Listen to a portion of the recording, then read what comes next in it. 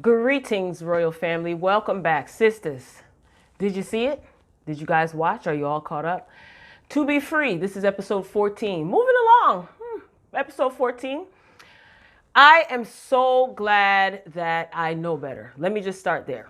I'm glad I know better. So remember, they left off with Sabrina walking in the room and Calvin, Maurice, and the other guy were in the room and they were making noises. I'm glad I know better. So they're all in the bed fully clothed, except for Maurice, because, you know, he's extra or whatever. And this scene, it didn't even tick me off because I was just like, yeah, they're not going to be doing anything. Calvin's probably going to play a trick on Sabrina again to tell her to just basically like talk down to her and tell her, you don't really know me. You can't accept me for who I am. That's exactly what had happened. So Calvin, he started to cuss Sabrina out and she was running after him crying. Now, this is the part where I started to feel myself get a little irritated. Okay. But I'm committed. So here I am. So Sabrina, she's screaming at Maurice and she's just telling him to get out, get out. Maurice is totally ignoring her and he's in the kitchen in his boxers getting wine and drinking and just thinking the whole thing is just one big kiki. So Sabrina is apologizing to Calvin. Why the heck does Tyler have her apologizing to Calvin and begging this man not to leave? What is this, Tyler? What is this? We've seen this before, so I shouldn't even be surprised. Anyway, he tells Sabrina to lose his effing number. This is Calvin. He says, lose his effing number, and then ask her, you know, what if I was gay? See, here we go with the games. Here we go with the games. And Sabrina, like a dummy, she's still crying. She suggests that he may be bisexual. He says, I'm not.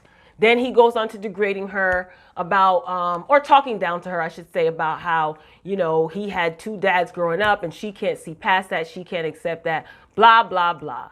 Because again, once again, we're seeing Tyler Perry making this woman seem like she's the problem. If anybody's going to be the problem, it could potentially be both of them, you know, but whatever. Who cares at this point? The begging that Sabrina was doing, like, that was too much. That scene, as most of the scenes tend to do, drag on, begging, begging, begging. I'm sorry, I'm sorry, I'm sorry. Once again, invalidating her feelings. Like, Sabrina just can't seem to own anything that she feels, right? She finally speaks up and she says, I have a problem with it. You know, I don't like my men like this. But then she just doubles back and just still crying and begging Calvin not to leave. And oh my God, oh my God, oh my God. I just don't get, why are you having this woman beg for Calvin not to leave when she clearly does not, Calvin is not her type, whatever he identifies as, right? I don't think that's really the issue. Well, I can't say that. For me, it's not, that's not what I see. Here is a man that she is not attracted to. He's not the type of guy that she's attracted to. So what, is she supposed to compromise and say, okay, well, you know, I'll give this a try. She's not comfortable with him, whatever. She has every right to like what she likes. Just like Calvin has every right to express himself however he chooses, right? So why is Sabrina crying over a man that she admits she doesn't like the way he expresses himself? She doesn't like it. So what are you losing, sweetie? Tyler, why? I don't get it. I just feel like Sabrina shouldn't have to compromise like her preferences. Like, you like what you like. Why can't, and people have the right to like what they like and not like what they don't like. No, but Tyler, he's just doing nothing but perpetuating that stereotype, desperate for a man, that whole desperate for a man narrative, and I'll do anything to keep a man narrative. It's old. Meanwhile, back at Karen's house, we see Danni and Andy. They're still there. They're keeping Karen company. And Danni is telling them about the guy that she met at the airport, that he's white and that he likes her. And they're just smitten like, ooh, he's white. Ooh. Zach walks in.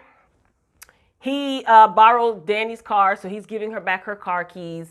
And they're arguing about gas. Hope you put gas in the car. You better not make sure my car is not on E. Oh, Danny. This relationship is just totally inappropriate between Zach and Danny. I don't get it. I don't get it. Now, after several poorly delivered lines, we find out that Zach is basically upset about Aaron. So Andy and Danny, they leave. So it's Karen and Zach. He's upset about Aaron. And he thinks that Karen slept with Aaron. And she didn't. It's like, who cares? He tells Karen that, Helena, which is the lady who approached him at the airport, is pregnant. And Karen just walks off. She doesn't even have anything to say. She's emotionally spent. She saw a woman kill herself in her salon, and she's still dealing with that. So she just walks off. Zach, he ends up leaving. And I'm just saying to myself, let me guess, he's going to end up at Danny's house, right? We see Danny in the car. I guess she's leaving. I don't know if she's having car trouble, but she's there. And she calls Preston, I think that's his name, and sets up a date. She basically tells Preston, hey, or asks him, hey, do you want to take me out? My God, give the man time to ask you out on a date. But I guess it's 2020. Women can request that, a man take them out on a date. So Andy, she gets home. We see Andy, she arrives home. And she is greeted by this weirdo private investigator lady. Like, she's weirdo. Like, she's weird, the weirdo PI now. Because what are you doing here? So she's outside her door, and she shows up. She wants Andy to let her in so we can talk, And she shows up with a bottle of wine, and she begs Danny to hear her out. So the PI is basically telling her that the wife client and Gary are back together. And the PI lady, she suspects that Andy was the one that told Gary to go back to his wife. Okay, and Andy's playing it cool, even though we know Andy did tell him that. What difference does that make to the PI lady? Lady, I think it's time for you to clock out. Are you trying to steal overtime hours? What is this? What difference does it make if Andy was the one that told Gary to get back with his wife? Because the PI lady is saying that the wife client is telling her, everything is all good with me and Gary now. We even made love and we're back together. And the PI lady is like, she doesn't believe the wife client. I guess because she realizes the wife client is a liar. But still, what difference does it make? Why do you want to stick it to Gary so bad? So Andy keeps it cool, like I said. She did ask her to leave. And the PI lady is telling her that the wife client is not going to let Gary go so easily. And another thing, did you guys notice why the heck were they whispering throughout this scene? Like during this whole scene, they were in the kitchen. I don't believe her. Why do you think that is? I'm like, why y'all whispering? Talk up. So PI lady leaves, and immediately I was like, Andy, you better not drink that wine. And then Andy dumps the wine down the drain. And to me, that's probably the smartest thing that she's done all season thus far. Moving along, Danny and Zach. Here we go. So he shows up at her house, and he wants to know about Aaron. What difference does it make, Zach? Does it really make a difference? At this point, you have an alleged baby on the way, which means you were, even if the baby's not yours, you basically revealing that you were sleeping with this girl. Maybe you were sleeping with her when you and Karen were broken up. But what difference does it make? Bruised ego. So Zach admits to Danny that he's jealous of Aaron, and he looked him up, and he found out that he's wealthy. This is just pathetic. This is so pathetic at this point. So Preston arrives, right? So this is what I want to say about people criticizing Tyler Perry's stuff about being unrealistic. You meet a man at the airport, right? He was scared to give you his number. His sister was his wingman. You exchange numbers. You call him once and invite him to your house for a date. Okay, girl. So Danny, she's clunking around her apartment in her heels. Did anybody else get annoyed by her shoes? I was like, girl, pick your feet up or take those darn shoes off. There's such a distraction. I'm trying to push through you. I'm trying. So she and Preston, they end up going to the grocery store because they were sitting in the living room trying to decide what they should do on a date. And he seems very shy, I guess, and maybe inexperienced. And Danni, this is right up Danni's alley because she wants to be able to take the lead. And he likes it. He lets her. So it is what it is. So she suggested that they cook at home. So he's like, sure, you know, what you got? Nothing in her house, nothing in her fridge. So they decide to go to the grocery store. Yeah, that's another thing that's pathetic. Danni works, right? We oftentimes see her at work. She always has money for weed, but she ain't never got no food in her house. What you gonna do when the munchies attack, girl? Anyway, so Sabrina and Andy, they're meeting up. So they couldn't get into the pub that they regularly frequent. And then some guy comes up and he says, you know, these two ladies are with me. And they end up getting in. Yeah, whatever. Back to Danni and Preston. So they're at the grocery store. And Danni is, you know, Preston seems to be smitten by Danni. You know, he laughs at her jokes and stuff like that, which is, I'm assuming, why you tell jokes, right? Right, to either make yourself or other people laugh. Color me crazy. So she ends up picking a fight with Preston. And they end up leaving the grocery store. And Danni just looks like a total idiot. You know, she's like, oh, well, what do you think? I'm funny. Do you think I'm a joke? And I was like, here we go.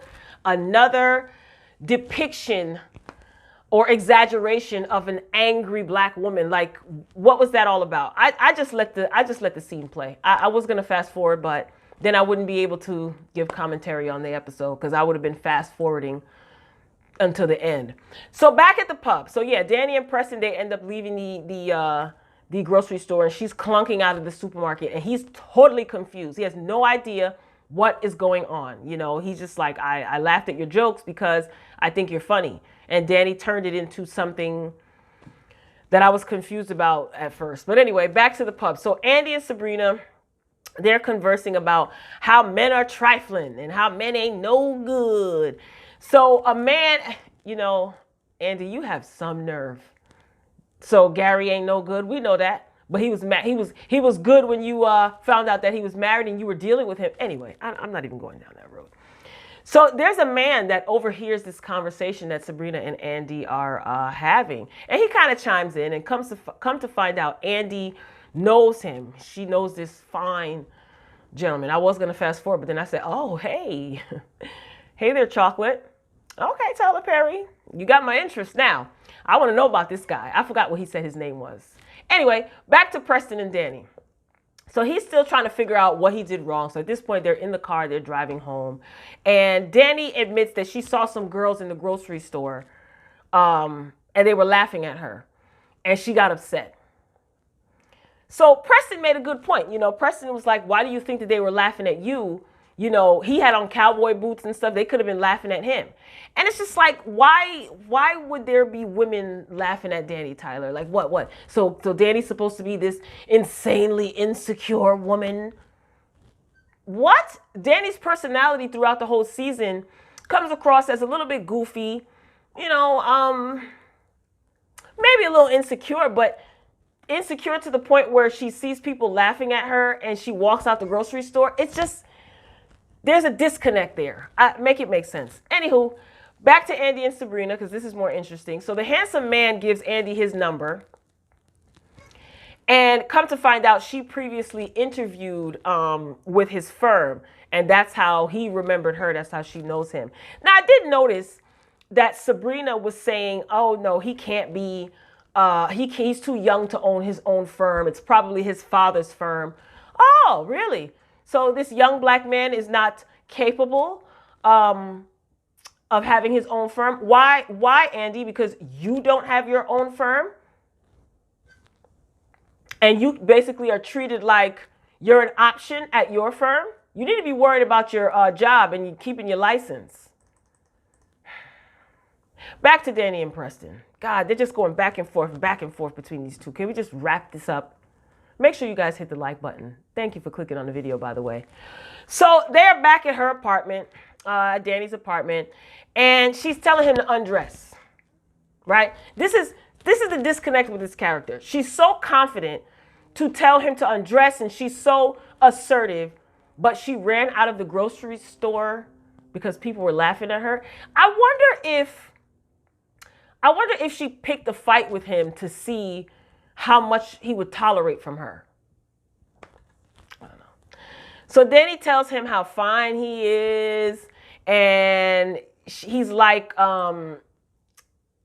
yeah, she's just telling him how fine he is. Like, she's never seen a man before, but I guess it's been a long time. Who knows?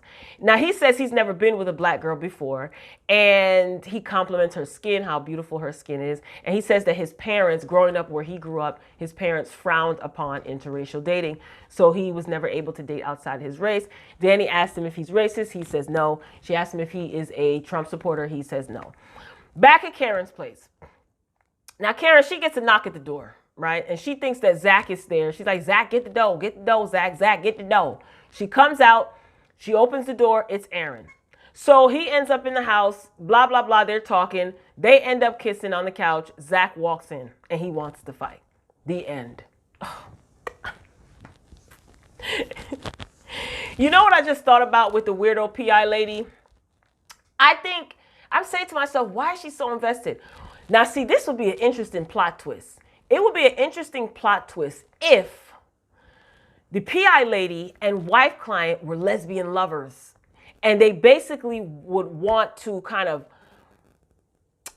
go through with the divorce with Gary so that the wife client can basically take all of his money, and the PI lady and the wife client can go off and live happily ever after with Gary's money.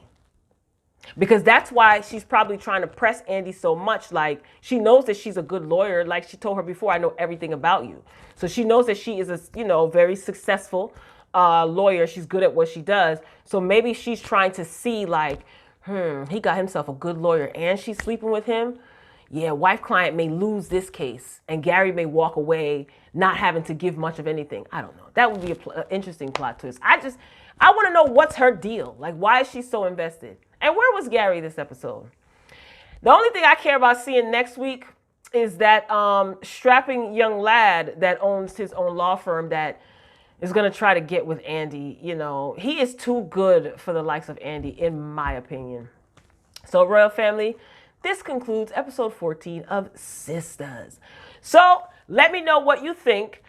Get down in the comments. Comment, of course, keep it respectful. Let me know if you've seen this episode of Sistas. What do you think that PI lady's angle is? Being that, they're not giving us much of anything. Let's play the guessing game. That probably will be more fun, more interesting. What is that PI lady's deal? Also, what else? Something else I wanted to touch on. Yeah, Zach, he's going to want to fight Aaron. It's just making Zach look like a total simp. And I don't know. That guy, though, was fine, though. I hope he finds out everything about Andy and exposes her and tells her, I'm too good for you, shuts her down. Because everybody seems to think Andy's such this great, great person, giving her praises. She's praised in every single episode.